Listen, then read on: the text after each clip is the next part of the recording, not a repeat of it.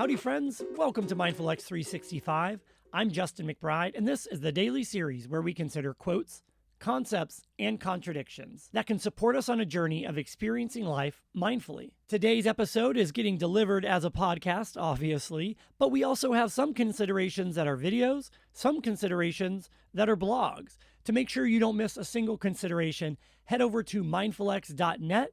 This is our community that's totally free to join, free from advertisement, but on there we have a channel specifically for Mindful X365. When you subscribe to that channel, it'll make sure that you stay connected to all the considerations, and you'll have the opportunity to reply, provide your own input, and we'd love to have you over there. Now on to today's consideration, which is the concept of stop shoulding on yourself. Now I'm going to slow that down a little bit because I want to make sure we heard that correctly. Today's consideration is the concept of stop shoulding on yourself. Now, I have to admit, I am having a little fun with y'all here, but this is a serious concept to me because I used to use the word should a lot. Not just every day, but many times a day and many times an hour probably, in the context of trying to do something and being frustrated or annoyed that it wasn't going my way and saying what I should have done. For instance, I did this just the other day even. I was trying to record a bunch of videos and I ran into some hiccups along the way. And I recognized that there was things that if I would have done prior to that day, probably would have made it a lot less frustrating in that moment. And I said to myself, I should have done this. And I am happy with myself because in that moment, I paused and I said, no, if I would have done this, the result likely would have been this.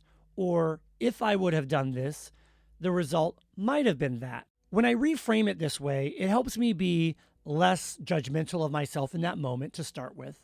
And being non-judgmental of my own actions is a big part of my mindfulness practice. That's actually the definition I use of mindfulness: non-judgmental awareness of internal and external factors. Aside from removing that judgment of myself, I'm also reinforcing certain behaviors that might allow me to not be stressed out as much in the first place. Because I'm not just saying I should have done that. I'm being very specific. And I'll actually share with you one of those specific things. There's times where I will sit down to record a consideration and I have it all in my head. I'm ready to go and I just hit record. I do everything that I need to do. I say it all, quote unquote, right, and I'm done. And I do very minimal editing. Then there's other times where I have a consideration that is not as well thought out in my brain yet. But I don't want to spend too much time considering it ahead of the episode that I'm going to record because I do want it to be a little bit off the cuff and authentic. So I'll just start recording. Now, I know by now that this is typically a recipe for frustration. Even though I don't want to script everything out, I know that when I have an idea that's not as well thought out, if I simply spend 2 minutes bullet pointing a few things that I want to make sure to address, the recording of that consideration is so much easier.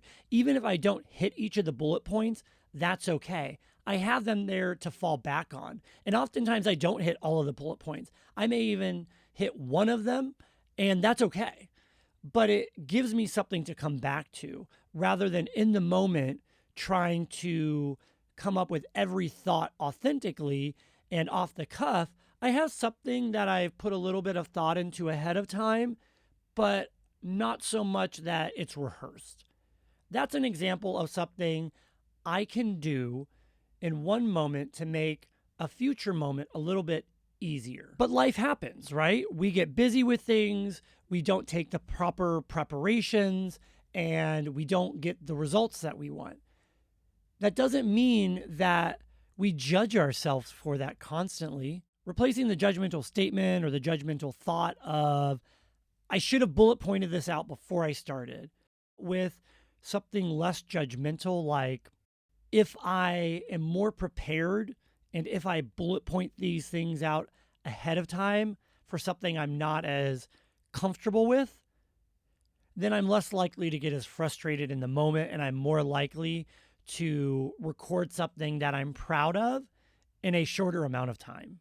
When I do that, I feel better all around and I remind myself of what actions I can take right now or in the future to make other things less frustrating, less stressful, more enjoyable, more pleasurable. I think of should statements as statements of judgment. This is just one example of them.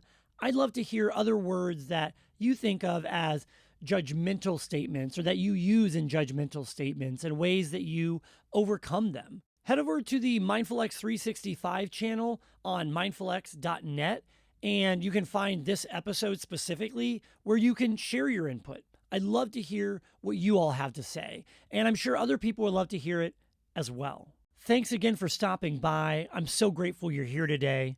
Again, I'm Justin McBride. Remember, mindfulness is only a few intentional breaths away.